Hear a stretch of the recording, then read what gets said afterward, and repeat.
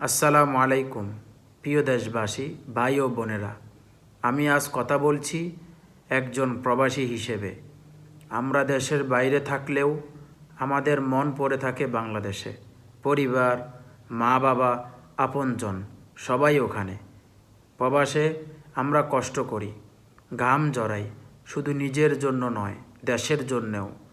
তাই দেশের ভবিষ্যৎ নিয়ে আমাদের চিন্তা থাকা স্বাভাবিক। এই নির্বাচন কোনো দল বা ব্যক্তির নয়, এই নির্বাচন সত্য, ন্যায় ও নিরাপদ বাংলাদেশের। যে দেশে ঘুষ থাকবে না, অন্যায়ের বিচার হবে, আর সাধারণ মানুষ শান্তিতে থাকবে। ভাই ও বোনেরা, আপনাদের একটি সৎ ভোট আগামী প্রজন্মের ভাগ্য নির্ধারণ করবে। ভয় নয়, ভোটকে শক্ত করুন। অন্যায় নয়, ন্যায়কে বেছে নিন। আল্লাহ যেন আমাদের সবাইকে সঠিক সিদ্ধান্ত নেওয়ার তৌফিক দেন। জয় হোক সত্য ও ইনসাফের। ধন্যবাদ।